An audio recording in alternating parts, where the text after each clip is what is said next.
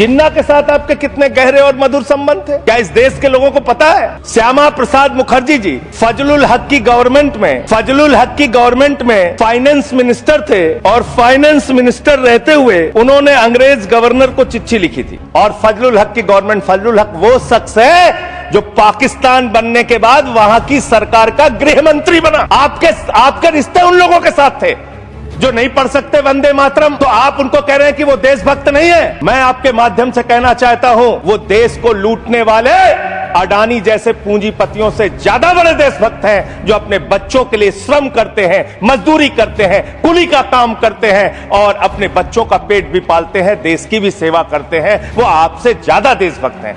वंदे मातरम और भारत माता की जय लगाकर देश को लूटने की इजाजत नहीं देंगे।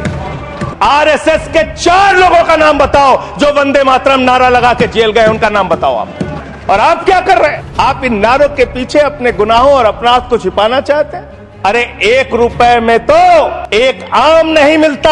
आपने 1 रुपए में अडानी को 1050 एकड़ जमीन और 10 लाख आम और लीची के पेड़ दे दिए। ये मातृभूमि की वंदना, ये आपकी मातृभूमि की वंदना है।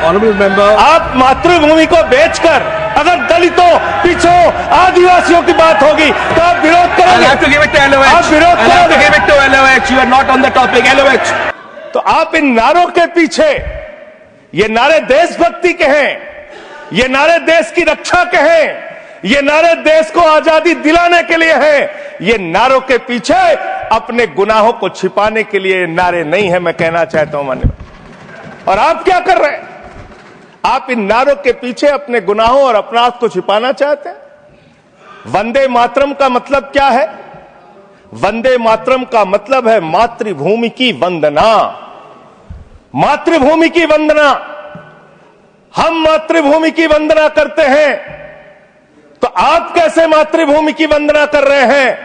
अरे 1 रुपए में तो एक आम नहीं मिलता। आपने 1 रुपए में अडानी को 1050 एकड़ जमीन और 10 लाख आम और लीची के पेड़ दे दिए। ये मातृभूमि की वंदना, ये आपकी मातृभूमि की वंदना है। आप मातृभूमि को बेचकर मातृभूमि की वंदना कर रहे हैं। ये मातृभूमि की, आज वंदे मातरम पे ही बात करूंगा सर। मातृभूमि की वंदना, मातृभूमि की वंदना हिंदुस्तान के एयरपोर्ट को बेच के नहीं हो सकती।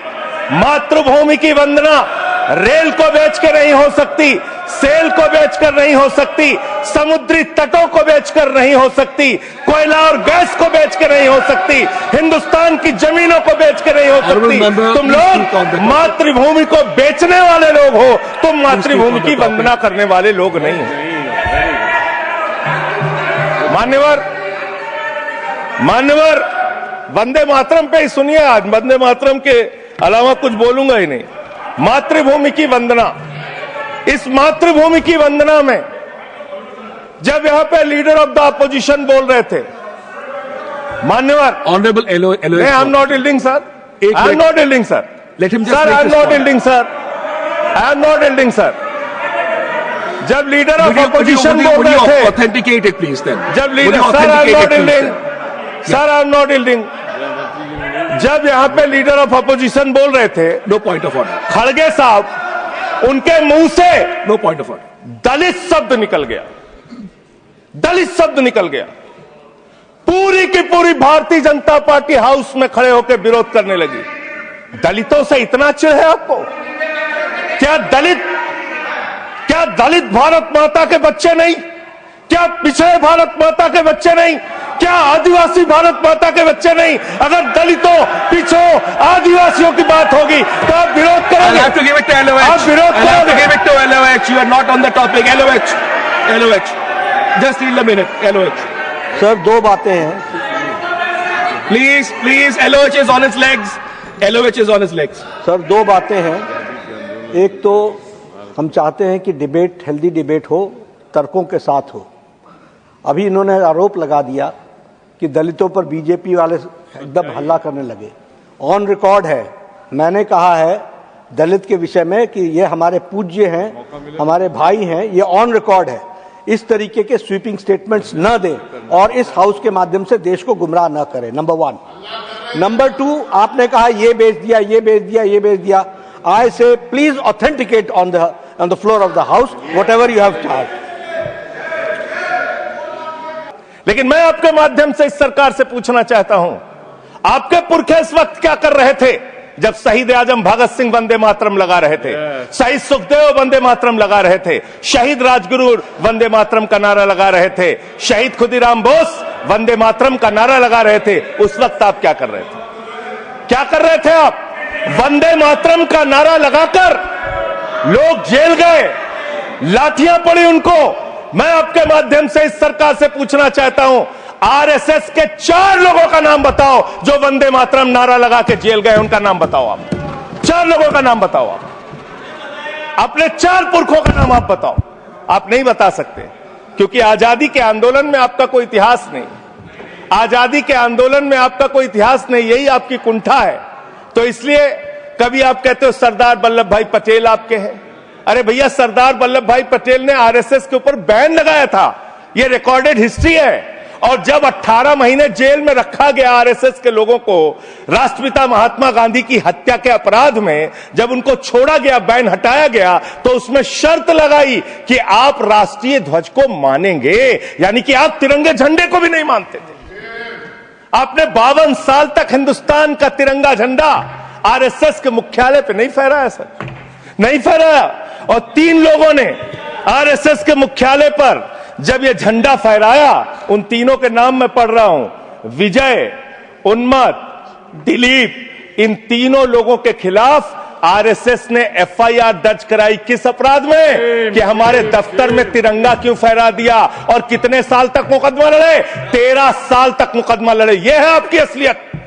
आप तिरंगे का विरोध करते हैं, भारत के राष्ट्रीय ध्वज का विरोध करते हैं। जो लोग तिरंगे और राष्ट्रीय ध्वज का विरोध कर सकते हैं, वो भारत माता के सच्चे सपूत नहीं है, वो नहीं है हमारे निगाह में।